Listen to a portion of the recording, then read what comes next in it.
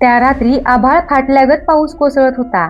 पण शहराच्या टोकाला असलेल्या त्या मोडक्या झोपडीत मात्र एक वेगळीच आग धगधगत होती. पिढ्यानपिढ्यांच्या नशिबात फक्त मजुरी आणि गरिबी हे दोन शब्दच कोरलेले होते.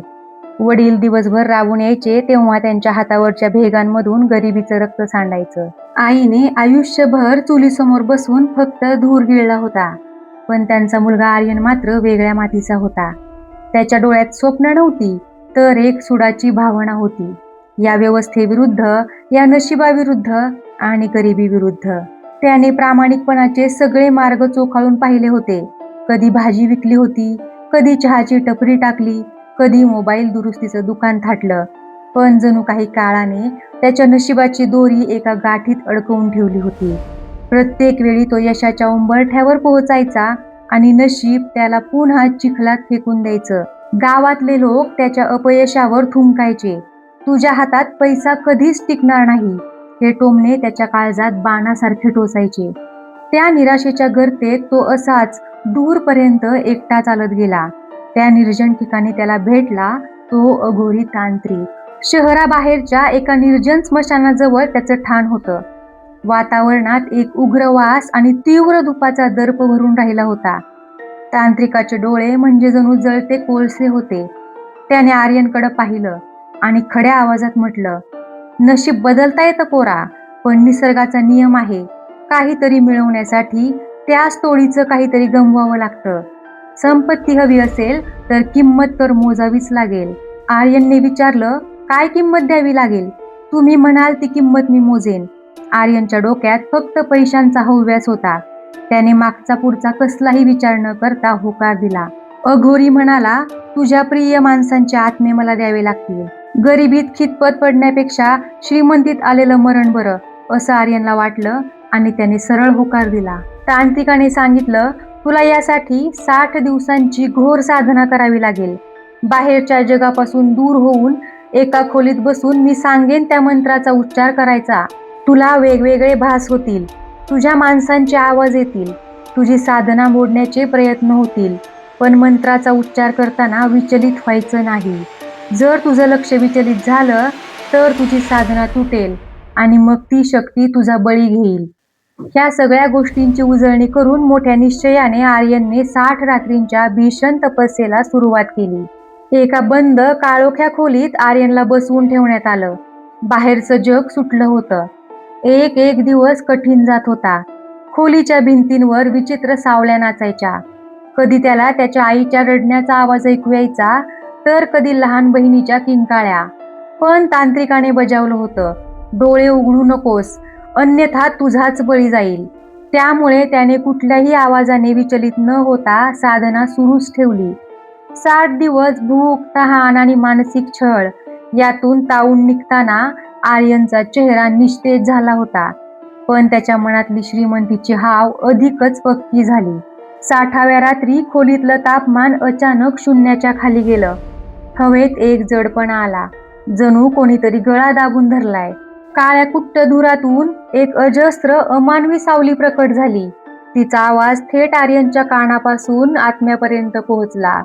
इच्छा पूर्ण होईल, पण बदल्यात काय देशील? आर्यनने थरथरत्या ओठांनी आणि निर्दयी मनाने उच्चारलं, माझ्या संपूर्ण कुटुंबाच्या आत्मे. त्याच क्षणी वीज कडाडली आणि तो करार रक्ताने लिहिला गेला. या घटनेनंतर आर्यनचं नशीब एखाद्या वावटळीसारखं धावू लागलं. ज्या मातीला हात लावायचा त्याचं सोनं होऊ लागलं. काही महिन्यांतच त्याने त्याचा नवा बिझनेस उभा केला. त्यात त्याला एवढं यश मिळालं की त्याने शहरात एक असा भव्य बंगला उभा केला ज्याकडे पाहताच डोळे दिपून जायचे. पण लवकरच त्या परिसरात एक विचित्र बदल जाणवू लागला. त्या बंगल्याच्या 500 मीटर परिसरात पक्षी उडणं बंद झालं. झाडांची पानं काळपट पडू लागली. दिवसाढवळ्या त्या बंगल्याजवळून जाताना लोकांना छातीत धडधड व्हायचं.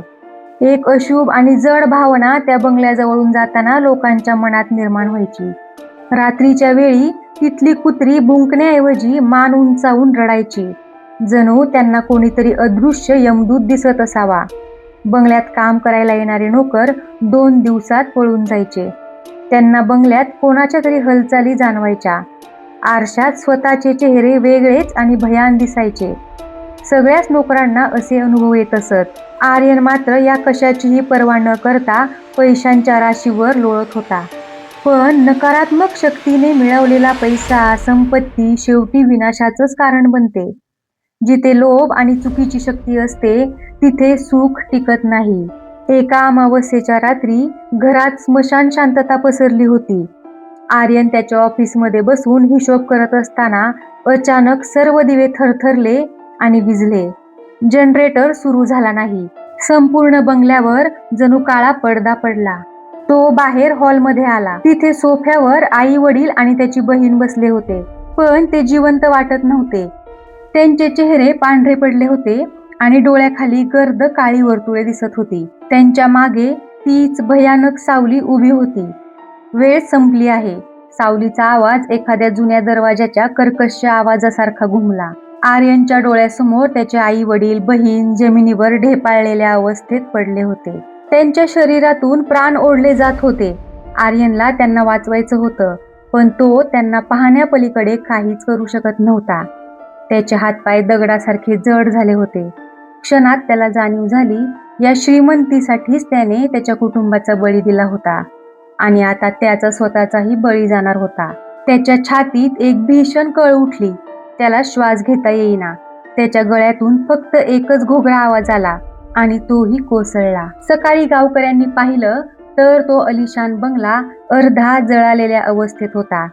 आतलं फर्निचर शाबूत होतं, पण माणसं कोळसा झाली होती. पोलिसांनी शॉर्ट सर्किटचं कारण देऊन फाईल बंद केली, पण सत्य काही वेगळंच होतं. आजही त्या उजाड बंगल्याच्या ढिगाऱ्यापाशी कोणीही फिरकत नाही. तिथली हवा आजही जड आणि विषारी वाटते. रात्रीच्या वेळी आजही तिथून एक विचित्र अस्वस्थ करणारा आवाज येतो, जणू कोणीतरी रडतंय आणि स्वतःच्या नशिबाला दोष देतंय. लोक म्हणतात ती श्रीमंती अजूनही तिथेच आहे, पण तिला स्पर्श करायला येणाऱ्याच्या आयुष्याची राख केल्याशिवाय ती सोडत नाही. त्या भीषण रात्रीला आता 20 वर्षे उलटली होती. आर्यनचा तो आलिशान बंगला आता फक्त एक सांगाडा उरला होता. जळालेल्या भिंतीवर आता काळपट शेवाळ आणि वडाच्या झाडांच्या मुळ्या एखाद्या अजगरासारख्या विळखा घालून बसल्या होत्या. गावातल्या नवीन पिढीला ती फक्त एक भुताटकीची जागा वाटत होती, पण जुन्या जाणत्या लोकांच्या मनात अजूनही त्या बंगल्याचं नाव काढलं की धडकी भरत असे. एके दिवशी शहरातून एक तरुण आर्किटेक्ट साहिल तिथे आला. तो आर्यनचा दूरचा नातेवाईक होता. कायदेशीर कागदपत्रांच्या गोंधळात ही जमीन आणि त्यावरील भग्न अवशेष आता त्याच्या नावावर आले होते. साहिल आधुनिक विचारांचा होता. त्याचा भूतप्रेतावर विश्वास नव्हता.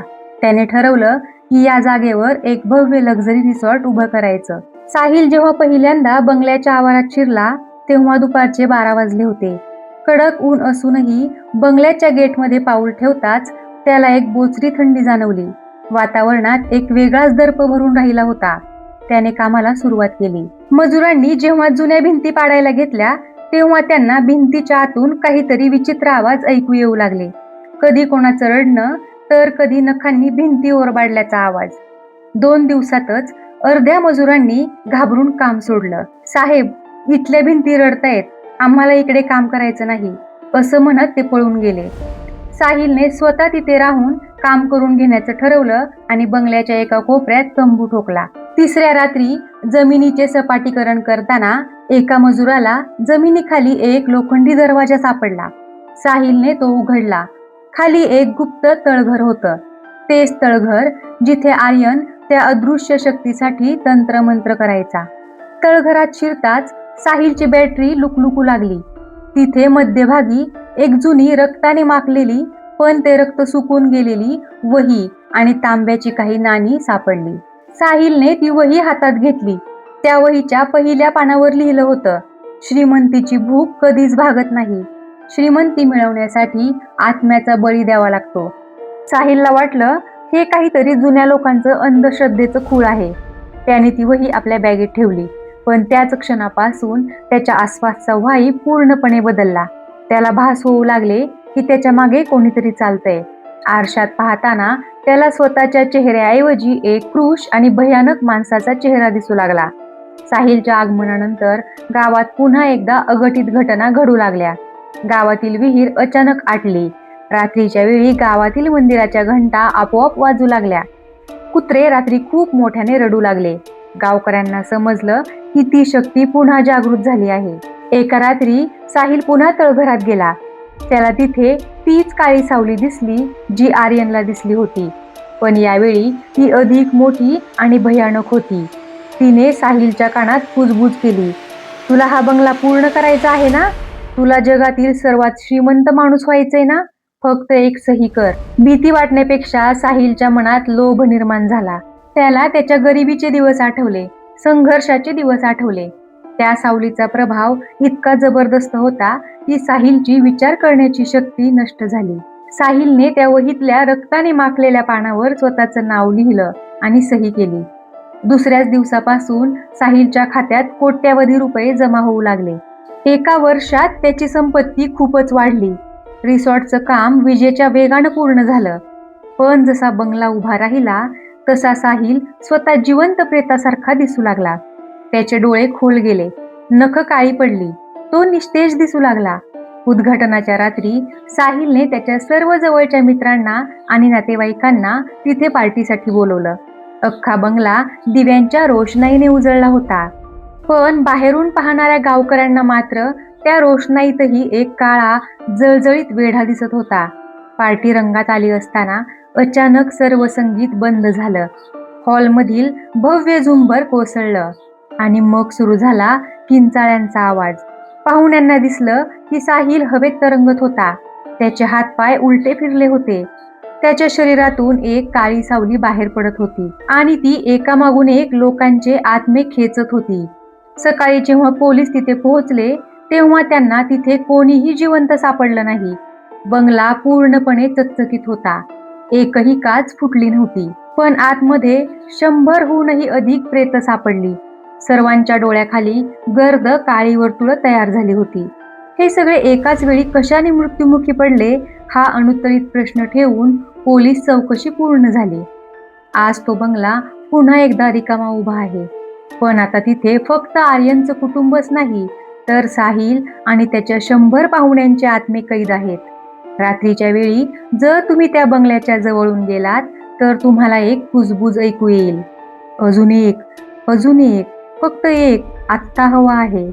पैसा पाहिजे तेवढा घ्या, फक्त एक आत्मा द्या. ही कथा आवडली असेल तर एक लाईक करा आणि अशाच नवनवीन कथा ऐकण्यासाठी चॅनलला सबस्क्राईब करा. धन्यवाद.